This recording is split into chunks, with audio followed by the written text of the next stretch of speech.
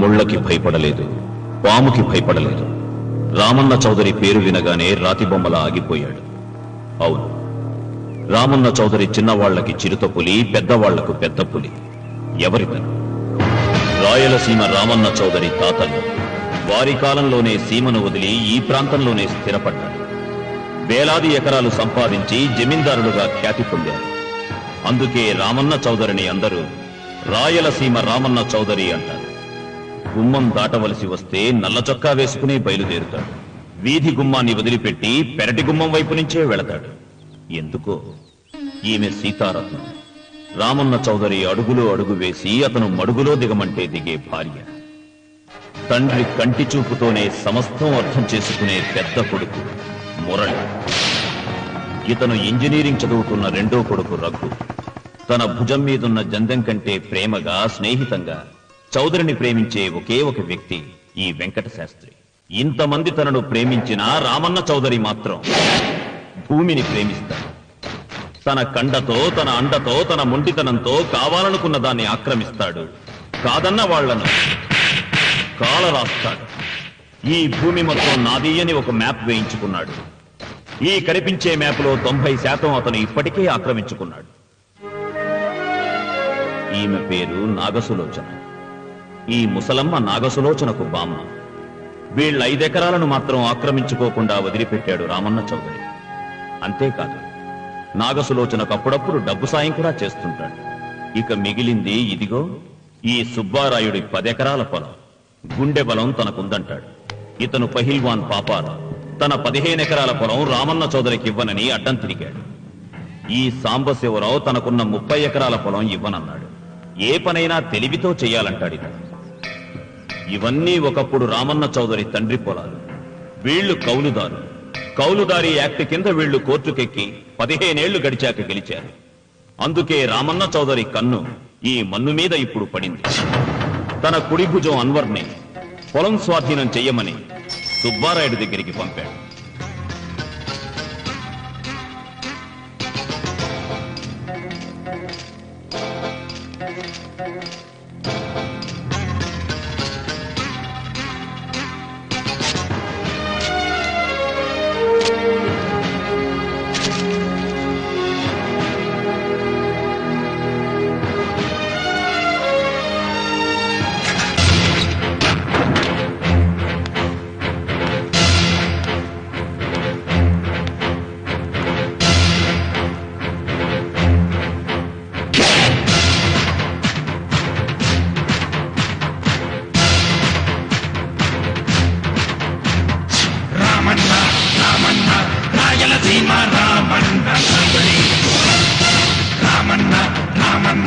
రాయలసీమ రామన్న చౌదరి.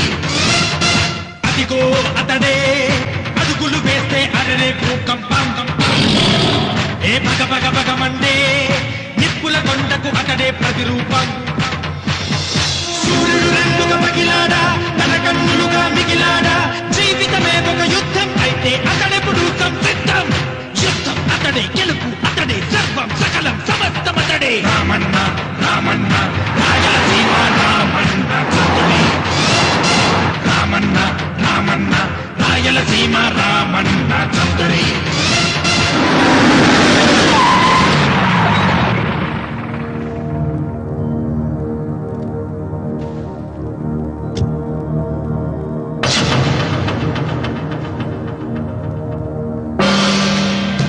సుబ్బారాయుడు, రామన్న చౌదరి గారు వచ్చారు.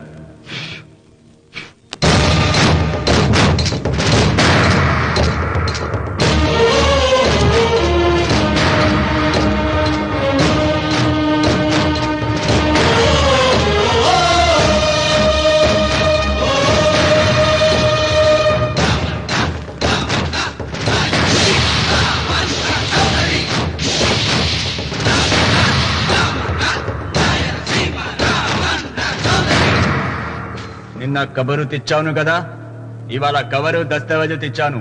వచ్చి సంతకం పెట్టు.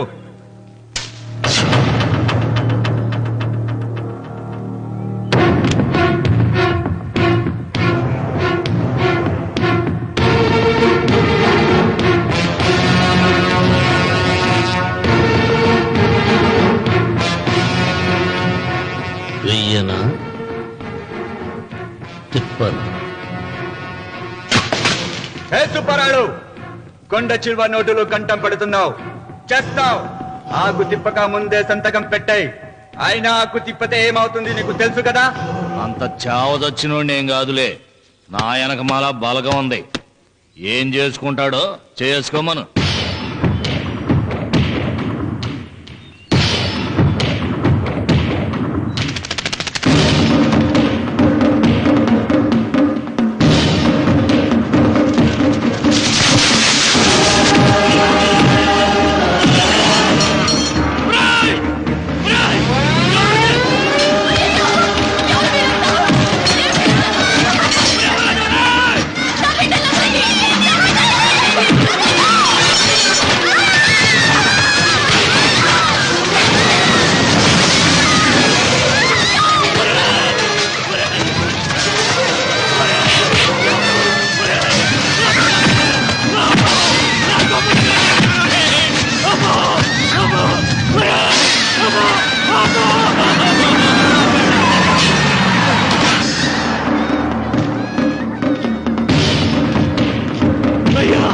అయ్యా, నోటికడుగు నాశనం చేయొద్దయ్యా, వద్దయ్యా, నీకు దండం పెడతానయ్యా.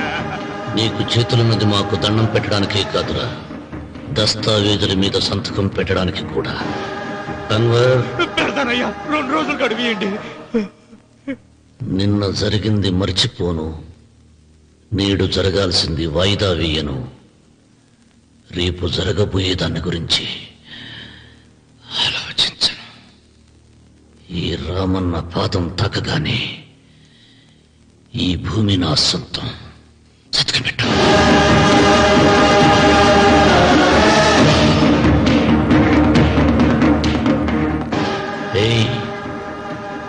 బలవంతుడు ఎదురు వచ్చినప్పుడు తల వంచిన వాడు బాగుపడతాడు, ఎదిరించిన వాడు బాగులో పడతాడు. రామన్న చౌదరి.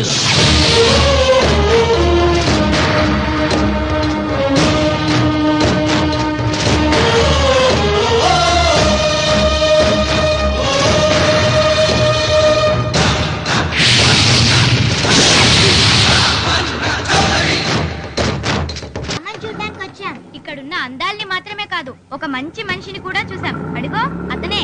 అంకుల్ బాయ్, మీరు మా శ్రీవిద్యానికేతన్కి తప్పకుండా రావాలి.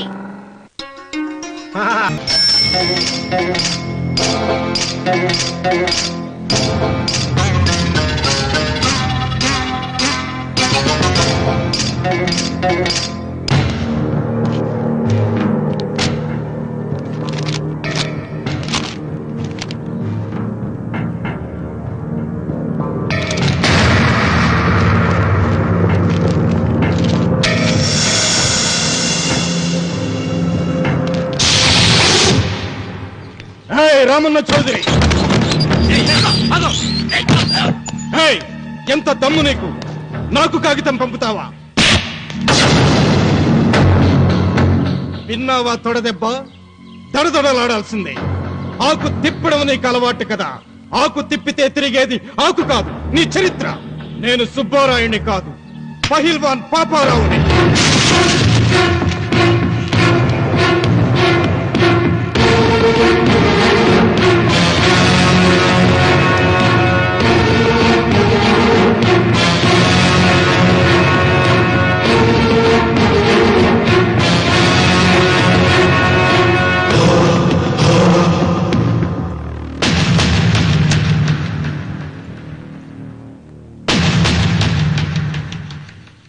అది నా జోలికి వస్తే ఎముకలు విరిగిపోతాయని అర్థం చేసుకున్నావన్నమాట.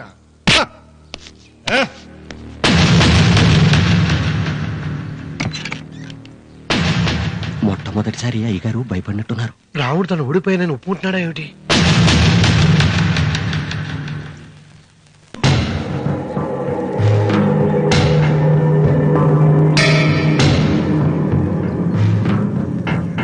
నిన్న నువ్వు వాళ్ళ ఇంటికి పోయి తొడగొట్టి సవాల్ చేసినప్పుడే నోరు మెదపనోడు ఇలా కారు కదుపుతాడా?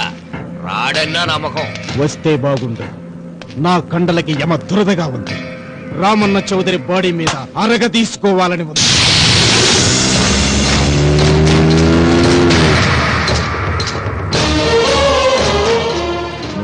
వచ్చినట్టే వస్తున్నాడు అయ్యో కానీ ఏం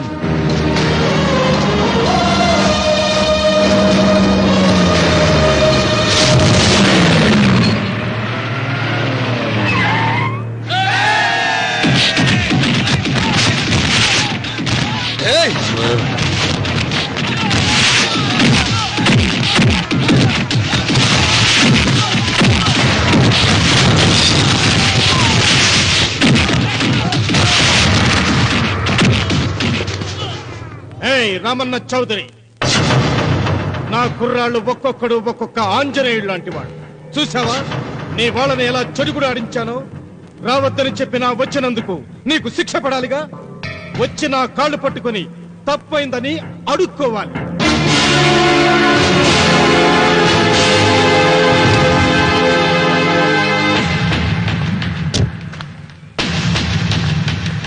ఆగో, నీ పాదం తాకిన నేల నీ సొంతం అంటావుగా, అందుకే నువ్వు నేల మీద నీ పాదాలతో నడిచి రాకూడదు, మోకాళ్ళ మీద నడుచుకుంటూ రావాలి.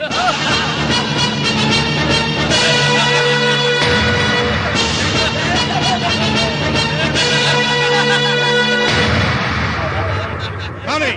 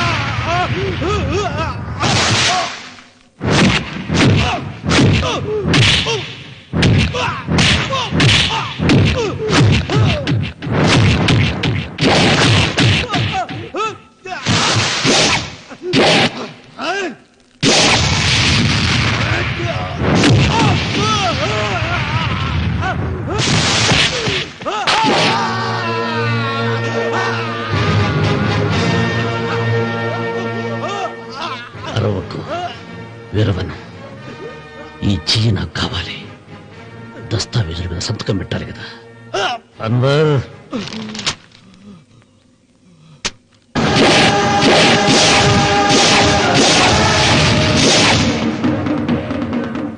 గుర్రానికి కాళ్లల్లో బలం, సింహానికి నోట్లో బలం, గరుడు పక్షికి కంట్లో బలం. ఈ రాయలసీమ రామన్న చౌదరికి ఒళ్ళంతా బలమేరా. రామన్న రామన్న చౌదరిరా. వెంకన్న ఎప్పుడూ గెలవని మనిషి, ఒక్కసారైనా గెలిస్తే బాగుండు అని జాలి చూపిస్తారు కొందరు కాదు. ఎప్పుడూ గెలిచే మనిషి ఈసారైనా ఓడిపోతే బాగుండు అని అసూయపడతారు అందరూ. ఈ రామన్న చౌదరికి ఎన్నడూ ఓటమి లేదు, రాదు.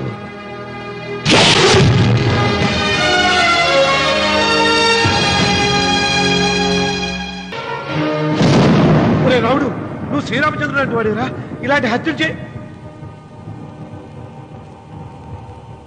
మా నాన్న పెట్టిన పేరు రామన్న, కానీ ఈ రోజు నుంచి నా పేరు రావణ.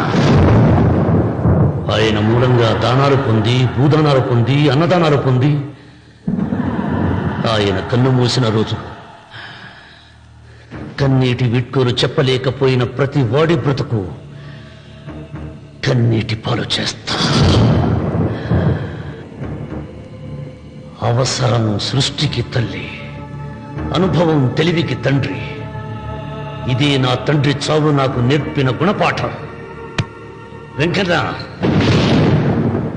ఆయన దానం చేసిన వేలాది ఎకరాలు తిరిగి తెస్తాను. సూదిమును మోపినంత నేల కూడా వదలను.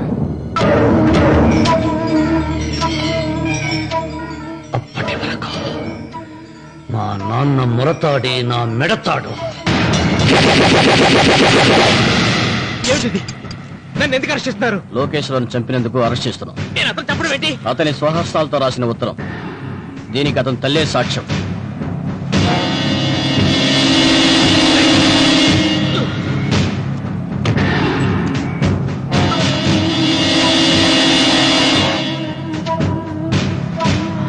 పద.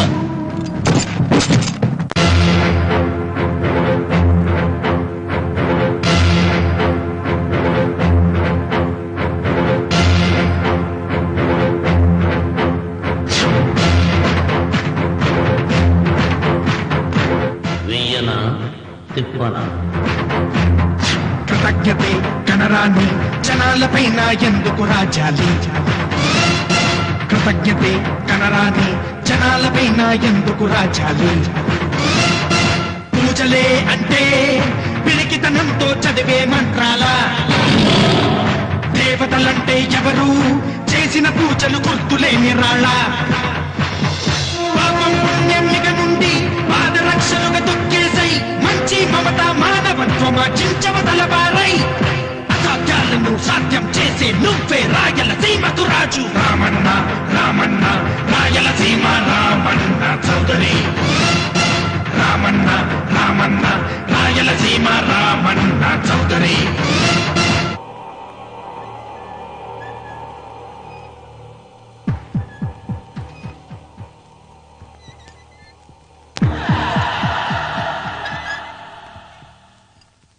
అన్వర్, అయ్యా, 100 మంది పనివాళ్లను ఒక బుల్డోజర్ను ఆలయం దగ్గర తీసుకురా. దాన్ని పడగొట్టించాలి. ఒరే రాముడు, అబ్బాయి పెళ్ళయ్యేంత వరకు ఆగమన్నారు, అంగీకరించాను. ఇప్పటికి ఆగే ప్రసక్తి లేదు. దేవుడి జోలికెళ్తే మహాపాపం రా. దేవుడా? వాడి పేరేంటి? శివుడు.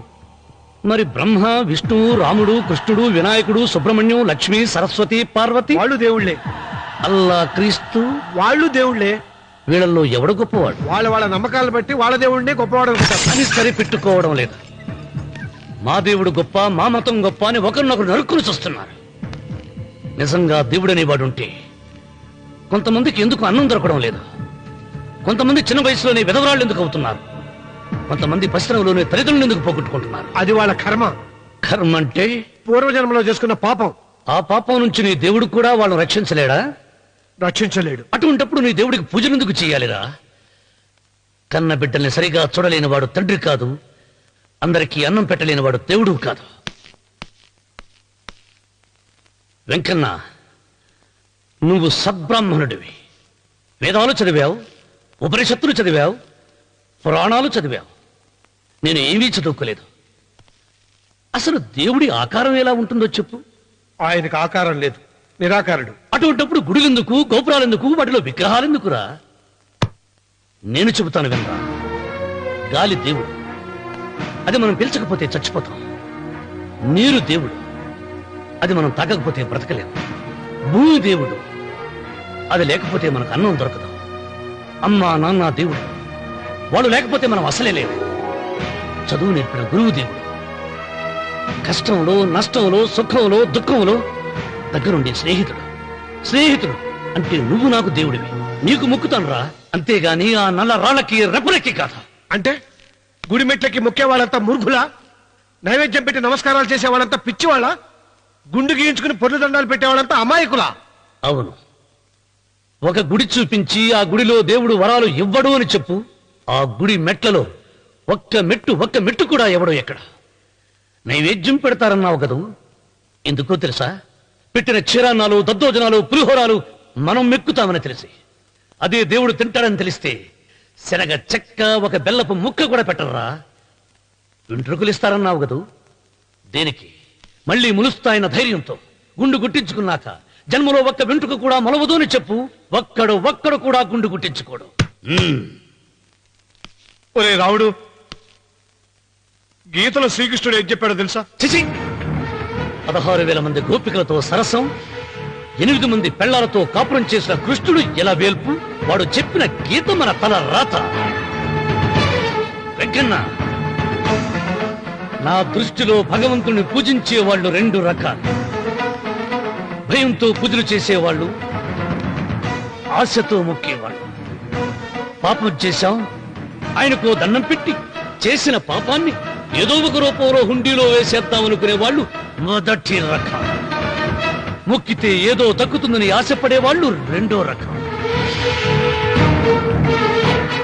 నా భూమి నేను సొంతం చేసుకున్నాను కాబట్టి అది పాపం కాదు. భయం లేదు. ఏదో అయిపోవాలనే ఆశ తపన నాకు లేదు. ఈ రామన్న చౌదరి నిన్న జరిగింది మరిచిపోడు, నేడు జరగాల్సింది వాయిదా వేయడు, రేపటి గురించి ఆలోచించడు.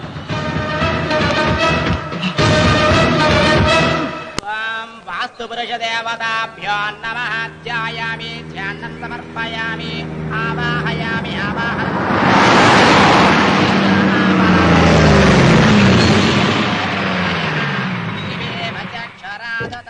రండి రామన్న చౌదరి గారు.